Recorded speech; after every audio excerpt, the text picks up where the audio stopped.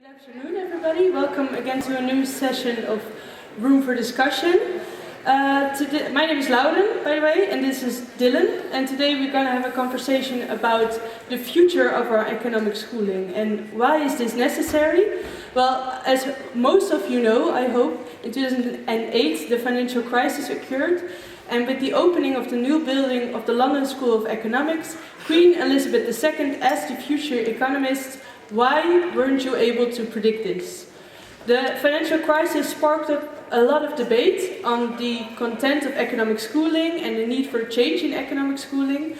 Why weren't they able to predict this crisis? Are they able to solve problems such as the migration struggle or global warming? And if there is a change in economic schooling, what should it look like? Today we're going to talk to you about that with our three guests. But first we would like to see who is in our audience. Which one of you is an economics student? That's quite a few. Dylan's going to ask you a question then, don't be scared. Yeah, so a lot of economics students, that's very well. Can I ask you a question? Are you happy with your curriculum as it now is? I'm not completely happy, but I think there's room for improvement. But I think things are already starting to change since the crisis. I see some professors looking towards a new way of teaching economics, but there's still a long way to go, in my opinion. And what would be the first thing you would change? I make it more practical, the economy. It's too much theory. Sometimes the theory you cannot link it to reality. Maybe we should link theory to reality. Are there economic students who say, who are not happy, or who are very happy with their curriculum? Any economic students? Yes. Very happy economic students. No, actually, I think that what economics needs to include more is the analysis of market failures. So a lot of the time we look at very simplistic economic models, and then we forget about how it actually links to reality because we forget about the market failures. And I think that's something maybe is a way of improving economic education at the bachelor level, for example. All right, very interesting. Any more thoughts before we start to introduce our guests? All right, we'll come back later to you. Yeah, Lauren. I heard something about changing the models of economics. Has any one of you heard of rethinking economics? Only a few. Well, good for you, because we have someone from Rethinking Economics here right now. His name is Tijmen de Vos. He's a member of Rethinking Economics, which is an organization that calls for the diversification and pluralization of economic schooling. Also with us today is Dirk Dasma. He's a teacher here at the University of Amsterdam, who is teaching the economic philosophy of science. And also Florian Wagenaar, who is responsible for the new curriculum at the split of the business and economy faculty, and who is also a teacher here at the UvA. Before we start, I would like to say that if you have a question, you can ask it, or you can tap our lovely Nicole on the shoulder. She has the microphone, so if you want a question, you should go to her. Or you can Twitter or Facebook us with #RFD, also important for those who are watching via the live stream. But for right now, give us a warm applause for Florian Wagenaar, Dirk Dasma and Tijmen de Vos.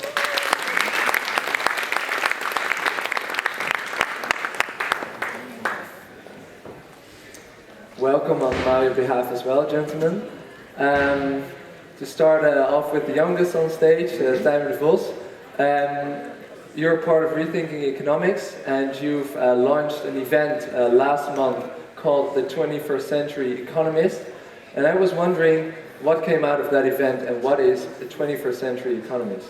Alright, so what we found out over there, that the new economist should be able to look at the world from different perspectives, should know the different theories, should be able to link economics to other social sciences, such as sociology, political science, and that were the main messages from that event. Right. So that interdisciplinarity, linkage to reality. Mr. Damsma, you're a teacher here. Are you one of those 21st century economists? Well, I couldn't agree more with the Okay, 1 second, we'll go to maybe Mr. Wagenaar first.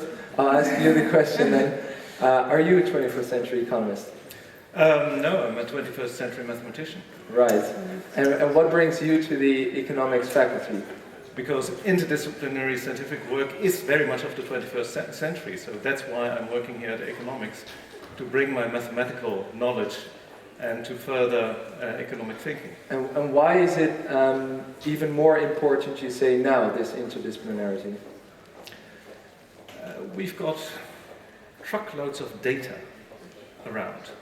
And since the advent of computers, we can handle this data. So when data are numbers. If you want to do something with numbers, you have to do something mathematical. So that's why you need mathematicians. Right, that's why you need mathematicians. We're going to try this again, Mr. Dasma. You're not a mathematician, but do you use a lot of math in your study? Well, in my particular field, the philosophy and history of economic thought, mathematics are not a main component, of course. Right. And do you feel that you are that 21st century economist, that sort of linkage to reality, interdisciplinary? I think that well, if the crisis has shown us anything, then it is that models alone can lead to a sort of tunnel vision and cannot in themselves pinpoint reality. There are different ways of modeling the world, and so mathematics may be necessary because, as Florian said, we do have a lot of data, and those data are quantitative, but there are many ways to model those data, and so in order to figure out which model is the best, we need to tell each other stories first. Stories that may be more or less plausible about how a certain event worked out. And the most plausible story can at some point be modeled. But if we limit ourselves to one model of the world immediately, then a lot of other ways of thinking will be, we will lose sight of many other ways of thinking. And so mathematics are necessary, but they're an outcome of a process that's usually not mathematical to begin with. So there's a tunnel vision in our current economic thinking. Tijmen, one of the main problems of rethinking economics is the dominant use of mainstream economics, they say. What are these mainstream economics? So yeah, with mainstream economics, we mostly talk about the neoclassical school of economic thought. Yeah. This includes, it mostly sees the world as individuals, and of course a rational choice, maybe with risk, maybe without, quite often with risk. And what we think as rethinking economics is that you should also talk about the other schools of economic thought, such as the institutional school, throw in some political Marxian theory too, add in the behavioral economics too, and those should all come up, and those should be the foundation, together with neoclassical economics, of students that study here at the U of A and at other universities. But why is it wrong to think of an individual as a rational actor then? Like that's one of the assumptions that we make. I think you can use that when you make up your models, but you should also see the world from different perspectives and see the world as the interaction between, for instance, the institutions and the people, and how that works out in economics. And I think that doesn't happen enough at the Bachelor of Economics. Mr. Wagner, do you use, as a sort of mathematician here at the Faculty of Economics and Business, do you use those mainstream economics assumptions, models as well, as ordinary economists? It depends. I've written papers where I've got these rational actors which can look infinitely far in the future and have the decision based on knowing everything what is probable to go on. But I've written other papers as well where we've modeled actors as boundedly rational. And how do you make that decision? For this theory or paper we use a rational actor model and then we use an irrational actor model? It depends on the kind of models you're looking at. If you have a situation where it is a good description of reality that you can say, well, the dynamics of the system is probably known, or it's not too stringent of an assumption. For instance, in an ecological model, I've studied pollution of lakes. Now, we know a little bit about the dynamics, what is going on in the lake when you add phosphorus to that. So that is a very good model. So as a first approximation, and that is always, it's always a first approximation. You can assume that you know these dynamics and then you analyze the interaction of the players, the farmers growing crops around the lands. Now, the kind of models where we use boundary rational actors was typical financial market models, because it is highly unlikely that traders can predict the evolutions of a financial market 10 years in advance. So it is much more realistic to have them myopic and to let them use rule of thumbs, simple rules, because we see that that is happening in a real market as well. But has this sort of development that you sort of adapt your assumptions, models onto reality, is that a development which has been changed over time since the financial crisis, or how has this sort of developed? I think that good economists have done that for a very long time already. I mean, it is... Do you agree with that, Mr. Damsma? I'd like to hear the story. Hear the end of his sentence. You see all these different schools, they don't come out of thin air. They all have long histories behind them.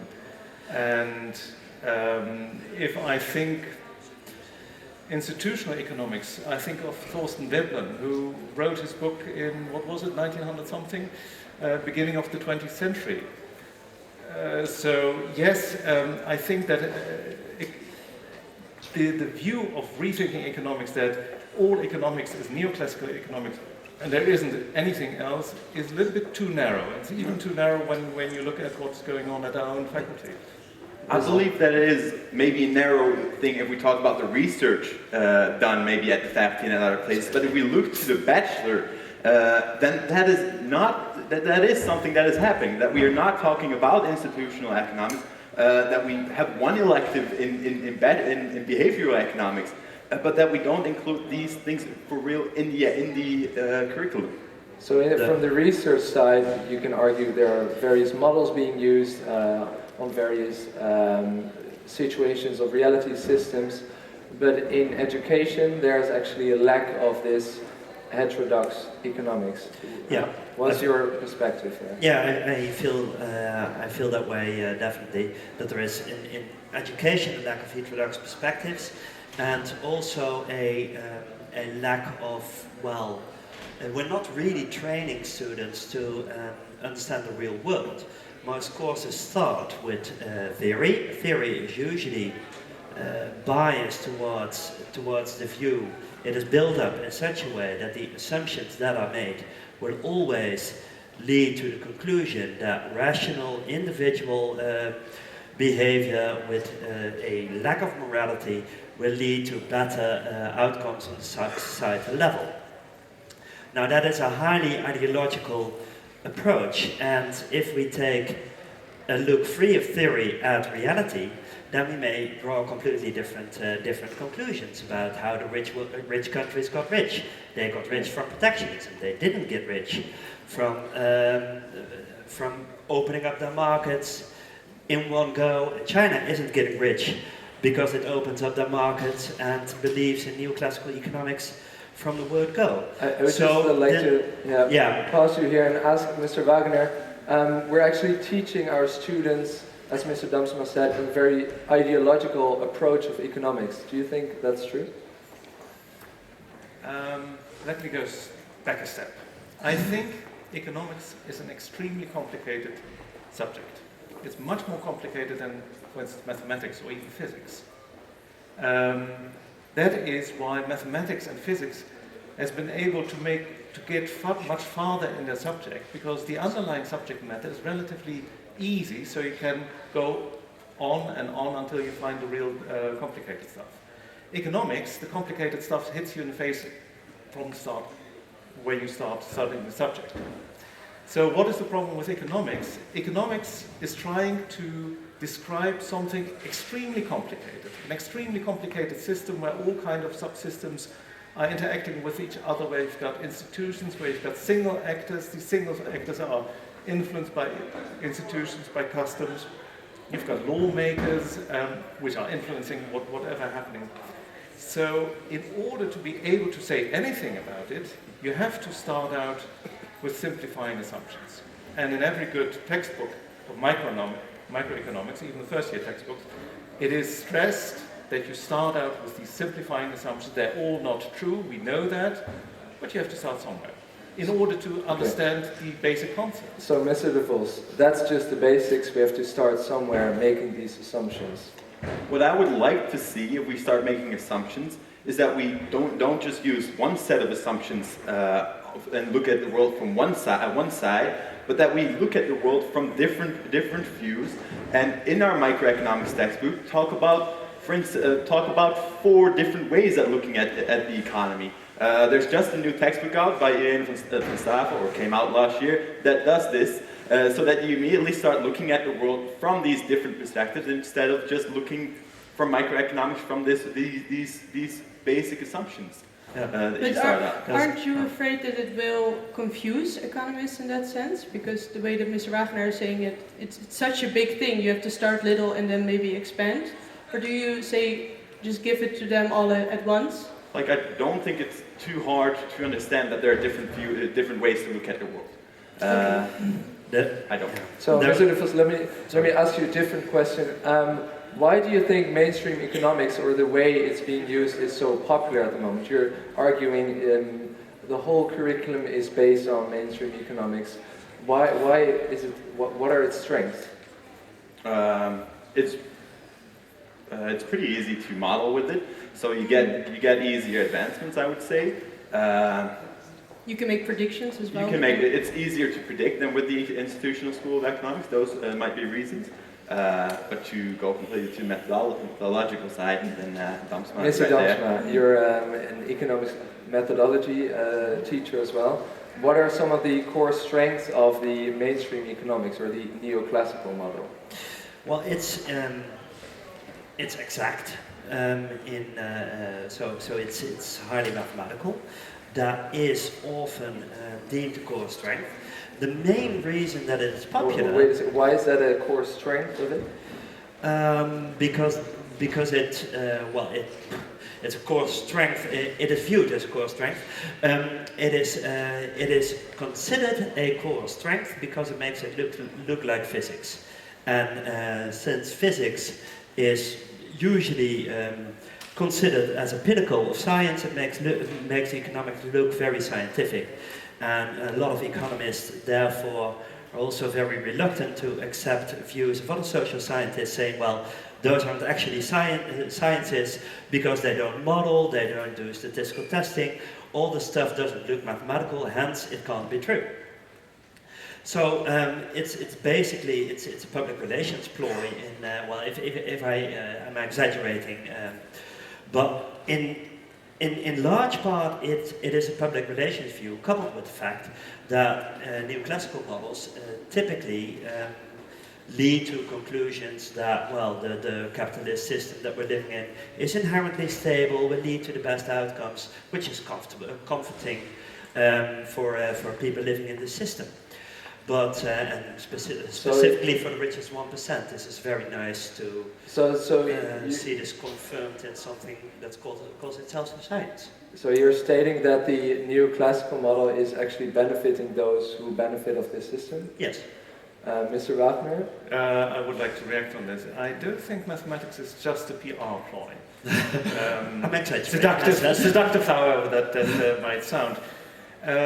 If you go back to the time before mathematics was used in economic writing, so let's say the last big textbook is the General Theory of Keynes. Mm-hmm. People have read this book and have wondered for years, what on earth does he mean exactly? So mathematics helps you by making a model, by expressing exactly what you mean. Absolutely. And that is the reason why we've switched in a large view to using mathematics in economics, because if you look at the literature before the advent of economics, after a while you scratch your head and you think, I've got a hint, I've got a hunch where they want to go, but they don't tell me exactly where they want to go. Yeah. And this is an enormous advancement Yeah, but economics. now we're confusing two things. The question was why this mainstream economics is so popular. It's not mathematical economics per se. There's nothing wrong with building models, as I started out saying. But there's many ways to model the world. And it's great you mentioned Keynes. Keynesian models have completely different perspectives, have completely different starting point, and hence lead to different conclusions that are not necessarily conducive to saying that capitalism in itself will lead to the best of all worlds, and that is why. So that was what I was replying to. The use of mathematics, there's nothing inherently wrong with that. Certainly not if it's used to have to clarify a more verbose argument that was given before. But if we limit ourselves only to one particular kind of mathematics with one particular kind of assumptions, called modern macroeconomic theory or mainstream economics, then we're limiting ourselves to an ideologically inspired and potentially dangerous view of the world. Because we're assuming, among other things, very central to most mainstream economic models, that there is a scarcity of needs and there are unlimited needs. And needs are not unlimited unless we throw a lot of marketing at it. Right. If you look at advanced economies. Okay, it's still. So Keynes understood that, and also those working in the Keynesian tradition, also those building models understand that. But you get different kind of models. Right, but I'd still like to go back to the statement you made earlier that maths on its own is a good thing. Using models, of course, is a good thing. But still, Rethinking Economics, I believe, also argues, and the same thing goes for the chief economist of the Rabobank, Wim Boonstra, who argue that there's a dominance of using models and a too much use of those mathematics. What's your opinion on that? As Rethinking Economics, we believe that the math courses that we have right now are good and they should stay in the curriculum, but math shouldn't spill over and actually crowd out classes as macro and microeconomics, which is happening right now, so that we cannot actually look at those models critically and look at the different theories behind them. And I think that's, so for instance, if we are sitting in our work groups, we're mostly just solving mathematical problems instead of applying these models in a real world context. So I think that's the problem with math right now in the curriculum. So would you say the sort of the balance is lost? Yes. Okay, 2 yeses. I didn't hear you. As a mathematician, is no, this sort of... in order to be able to understand modern macroeconomic, microeconomic models, you have to know the mathematics. Otherwise, you just have to take someone else's word for what is in it. But Mr. Vos is saying there is a good mathematics course, but we need an addition of maybe more qualitative methods or more interdisciplinary theory. Don't you see that lack in the economic curriculum? Interdisciplinary theory? Which disciplines? Well, maybe disciplines. All right, I would at the very least say that we need to add, when we talk about economics, that we need to add some anthropology. If we look to what Graeber has written in his book Depth, that should come back in the economic bachelor. So, for instance, he talked about that the whole idea that we are portrayed in the start of our economic textbooks is that there was barter trade at first, and then we solved that with the problems of barter trade with money. It's just not true. There was never such a thing as barter trade. So that is a thing where anthropology could help us, and that should be included in our bachelor. Combined with that, I think that political science, with political economy, should come back a lot more. Sociology, which has other other views on the world, should come back. So I think in those three disciplines, I think we really need to look at and include that in our curriculum too. Yeah. Mr. Wagner, maybe a quick response. Is that a good idea? As I said, the problem with economics is that it's a vast subject. Unfortunately, you can't do anything, can't do everything. First, and second, all these questions are interesting, but they're at the moment not the focus of economic research. Now the question is, at the university, what should we be doing? Should we teach everything that has to do with economics? For that we need a faculty which is 10 times as large. The other thing which we could do, and which we are actually doing, we can teach people to think and to pursue things they find interesting by themselves. But for that they have to have sufficient amount of basic knowledge. Do you think the UvA is educating the students, economists, critically enough by providing them with what Rethinking is arguing, only one sort of set of models, assumptions? Oh, but we are not teaching only one set of models. We start with the basic models, if you want, the basic neoclassical exchange models, because that is our core, and that is a model every economist has to know, because otherwise he can't talk to an economist from another part of the world. Or Right. from So that's the one model. That's the one model, and then we make circles around it and make it the reach of the students wider and wider. We've got the excellent course of Dirk Dasma himself, which is doing this. In the new curriculum, we have a couple of things in place which will enhance this, but we come to that later, I suppose. And in the third year courses, we've got some excellent electives which look at economics from quite a number of different perspectives. Right. So I'm not quite agreeing with the fact that we only give this one narrow view of the world, because economists know that the world is much more complicated. Your module was stressed first there, like economic methodology.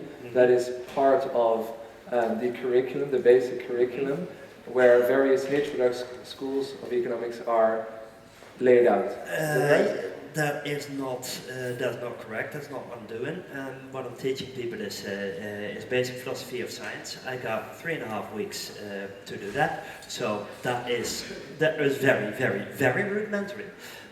So the only so I'm pretty happy if people get a critical perspective on what economists are doing, why logical positivism doesn't apply to economics at all, why falsificationism is inapplicable to economics, why rhetoric approaches might be applicable, but they come from the humanities.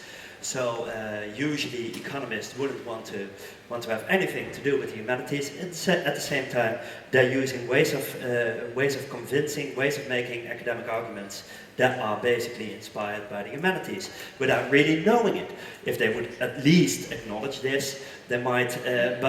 So basically, bottom line, I wish I had time to do some heterodox economics. It's also a very, it's a course that I've been teaching also as an external for a long time, and it used to be split up in philosophy of science for business economists, for business administration, and for economics.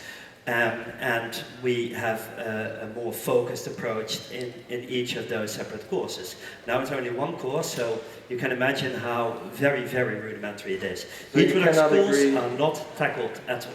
Right, so you do not agree at all with Mr. Wagner. But critical thinking is, I hope. Critical thinking is, yes, but I think that in the new bachelor, but we'll probably get to that, we would also need a course that takes a look at that, well, enhances this critical thinking into heterodox thinking. Like if we take a critical stance towards data, what does neoclassical economists tell us about it?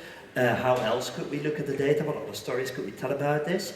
So try to take real life problems and build your curriculum around this. And we are moving in that direction. But it's still one perspective that's given, and multiple perspectives could enrich the models if still we assume it's model-based science, which I'm not totally last against. comment, and then I do want to make sure that critical thinking should not be something that should just be implemented in one course. We think from Rethinking Economics, this should be something that we start out from in the start with also if we start learning a model, start applying it to real life and look at its limitations. And this is not something that we should just throw into the course of economic methodology in which we need to write a paper. We should apply this a lot more through the whole curriculum, starting at the foundation, going all the way to the third year, to the master, and not just something that we push into one course. Okay, we'll talk about the new curriculum later. Let's now move to the audience, see if there's any question from the audience regarding the problem with mainstream economics. I see one over here. Jasper, you stand up. Okay, I will stand up. Hello. The current debate is mostly about neoclassical economic thinking, and the debate is what I have to rethink what I was going to say. Basically, I'll go to my point. In political science, I have to read a lot of articles. In every seminar, every week, I have to write a critical note about an article I read. I never had that with economics. I'm just basically models taught, this is it, and never ever a teacher was said to me, okay, what's wrong with this? Write a paper about it. What are the assumptions? Are the assumptions right? It's a way of teaching the curriculum that is wrong, I think. What's your opinion? So the absence of critical thinking in the teaching method? Yeah, that's what he's trying to ask. Trying. Mr. Latham.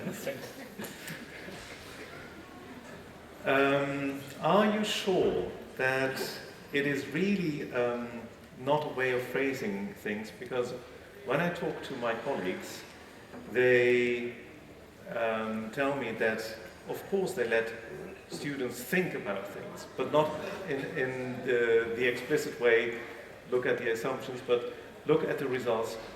What I've found as a mathematician in this economic environment, that economists don't realize what they're really good at. Economists, when I came, I was greeted, finally we've got a mathematician, now all our problems will be solved. Then you start to talk to economists and you find out the mathematics isn't really the big problem. Economists are extremely good at talking about the assumptions of a model and discussing how far the reach is of the conclusions of the model. The problem is that models are almost always, far too simple for the problem. Economists know that. And that's why they look at different but similar models, at empirical results. When you read any economics paper, you should have seen those kind of discussions all over the place. Yeah, but still, that wasn't really my question. My question is, it's really not being taught. The teachers aren't saying that. The teachers aren't saying, okay, what are the assumptions? Or they're not supporting, like, okay, you should think critically about these articles. I know we need assumptions and they're not right, or they are a simplification of reality. But it's the way the courses are being taught. That is my question, and I think that's wrong currently. And I'm asking your opinion about how these courses are being taught, not the discussion currently in academic literature. Well, since courses are taught with papers, I think there should be a kind of spillover there. It is something we're trying to emphasize more in the new curriculum, but we'll be coming to that. And for the rest, I think it's also a part of teaching style. It's just that political economy is very much on, it's a study about power. And when you start discussing power, you immediately go to the assumptions. Economists are also discussing the assumptions immediately, but they probably don't use the word think about this critically all the time. Is economy not about power either? Not directly, but right. Of course indirectly, very strong linkages, right? Yeah. There's a very strong linkage what because we've seen in the financial crisis and etc. That is because usually, if you want to make an argument for or against a policy, if you make it a political argument, so the majority supports this, people are not very happy. But if you make an economic argument, this is better for everyone, then your support is much bigger. That makes economics such an important science, and that makes it so hard, because there's all these power struggles going on in the background, also with any kind of model. Like Mr. Okay, last reaction and then... I just want to react to this quickly. If the strength of economists is the iteration between real world and models, the finding out the reach of the models. It is a sentiment that's also echoed by Danny Roderick, for instance.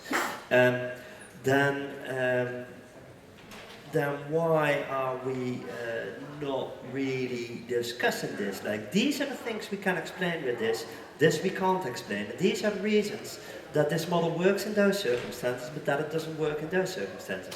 If that is what economists are good at, why don't we create good economists then? Because this is what we're not telling them. Aren't we creating good economists? Apparently not, because you say that the strength of economists is that they have this ability to intuit the reach of their models.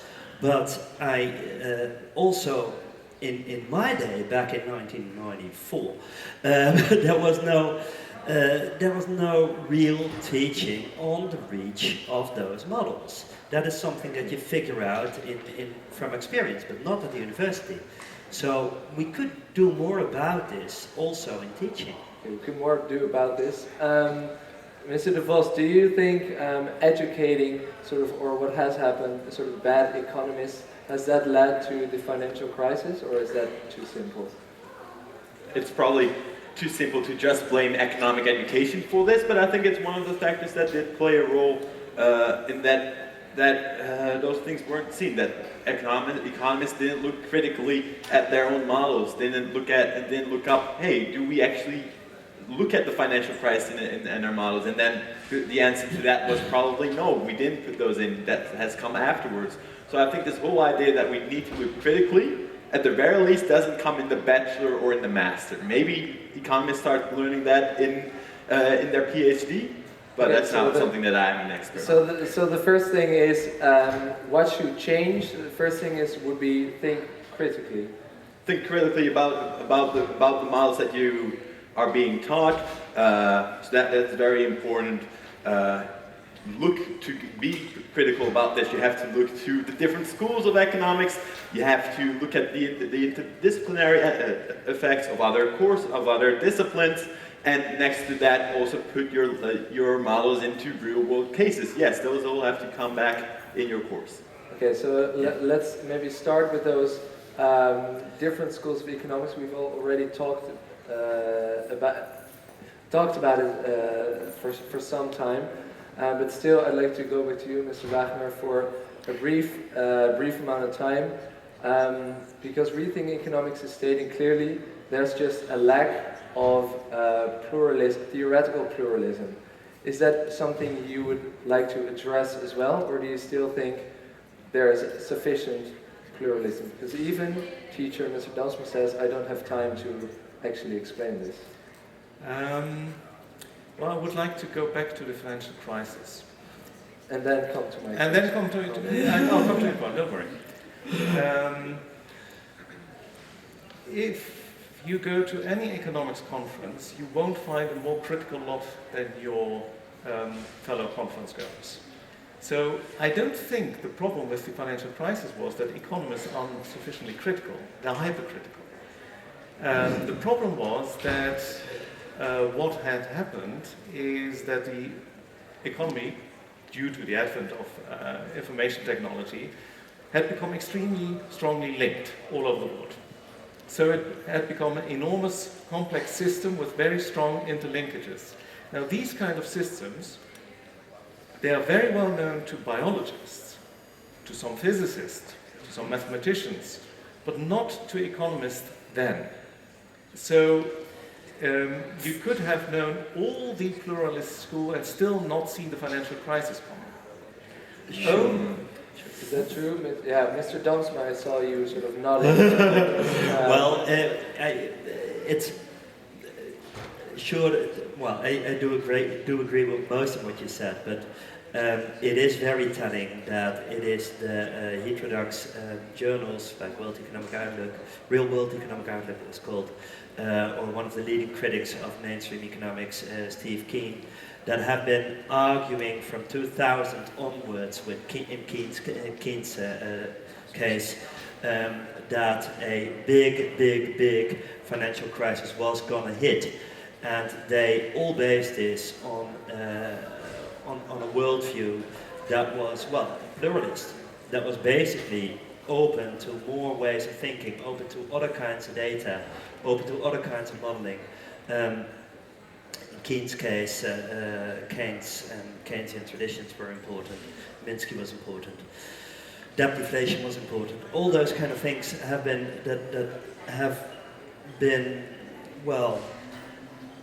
shoved to the side, to the margins of economics over the past 20, 30 years or so. Do I have to remind you of Samuelson's remark that of the last 5 big crises, 9 have been predicted? Yeah. Right. Okay. But another another argument was that the financial crisis.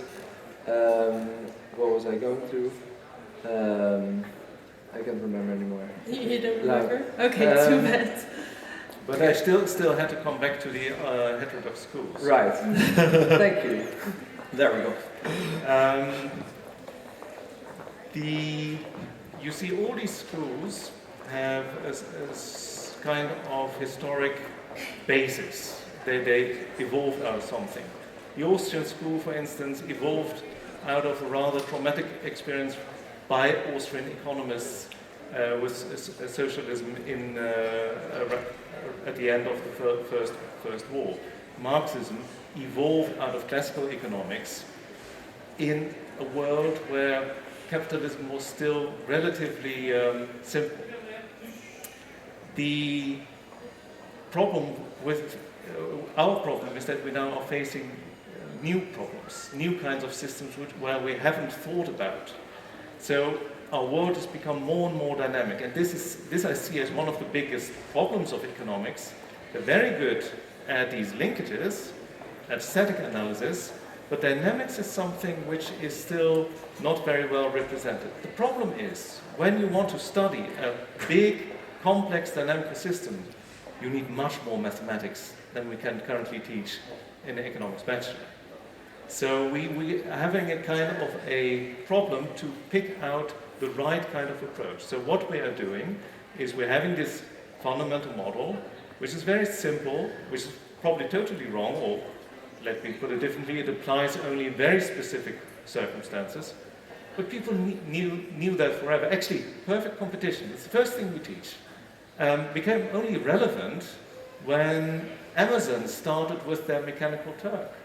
When they suddenly created a market for global perfect competition all over the world, and all of a sudden people thought, oh, this has all kinds of implications we're not very happy about. Because that means that my wage and your wage, that they're really going to be the same. And whenever something new happens, we understand our old models better. But these old models are not just only models, they also are a ground where we develop our concepts. Because all the concepts you teach when learning new classical economics, you also can use in different circumstances and to describe different things. They're not just limited to one theory. So a more dynamic world, according to you, asks for more mathematics. Do you agree with that as well, Mr. De Vos? Let's have a little look. I would say that interesting hard one. Didn't prepare for that one. Maybe Mr. Damsma, do you have a reaction to what Mr. Wagener just said? The mathematics of complicated dynamic systems and with complex feedback loops are hard. I agree, but it cannot be an excuse not to teach economics as a real-world complicated dynamic system. Then we should take a step back from the mathematics, because even complicated dynamic systems or basic or stuff that like modern theoretical physics can be explained clearly by a guy like Stephen Hawking in A Brief History of Time. So it's complicated systems and complicated mathematics do not necessarily have to be understood by the student in all details and with all the nooks and crannies in order to bring across the general idea that this might be something that is going on, and to explain this in a more verbal way so that students are at least aware of, again, the limitations of the models that they are taught. Right. So, we'll now finally move to a question from the audience. Thank you. My name is Lianne and I study International Development Studies, which is a field from which we enjoy criticizing classical economics a lot, I must say. I want to react on the discussion about models and the role of economics. And I have the feeling that you regard models as a way of describing the world and that it's important to use multiple models to understand different realities, but I think economics is much more than that. It's not a way to describe the world, it has become a way to which constitutes the world, because these models have very real world effects. It's not just a description.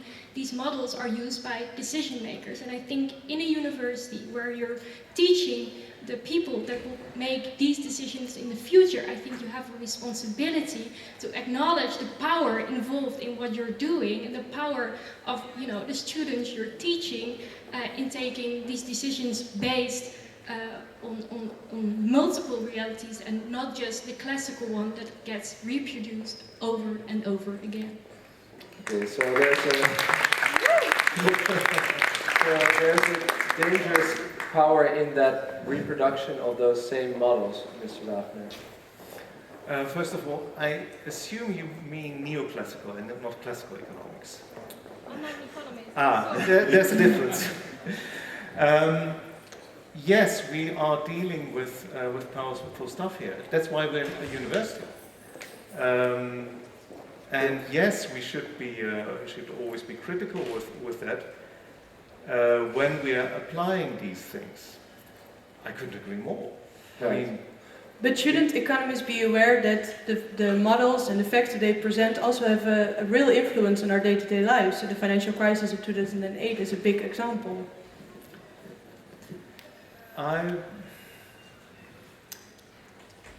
The point is that whatever kind of way you use to look at the world, that actually forms the world. This is a very old philosophical idea already. The way you look at the world will shape your image of the world, because you won't be able to see something else. Yes, we should be aware of that. The point, I think this whole discussion is missing an important point. We're talking, also in your title, we're talking about schooling, economic schooling. Now there are two different views on what a university has to do. The one is that it is a school, that is what I shall briefly call the Anglo-Saxon point of view. The other point of view is that it should be a university. Now at a school, you are taught about things. You learn things, you learn about this way of looking at the world and that world. You don't have to understand the nitty-gritty details. It is sufficient that you understand the arguments globally. This is basically what your point was, Stephen Hawking was. Now this is common in the big universities like Cambridge, Oxford, Yale, etc., which focus themselves on raising policymakers. Our tradition here in continental Europe is a different one. We have universities, which means that we teach students how to do research. That is, we have to make them understand and teach them how to use the research methods in order that they can then do their own critical thinking afterwards. But that has different implications. That means that we are necessarily a bit more restrictive in the breadth of subjects we can teach, but we can go deeper. And that is typically what we do. And a part of this is only a part. It's not as black and white as scheduled. Only a part of this is responsible for this difference. Much of what we do in the bachelor is giving students a basic amount of research skills and of economic knowledge, and a little bit of other points of the view. In the masters, we're doing much more of this. But then, at the end of the masters, university isn't over. I mean, you don't stop studying once you leave.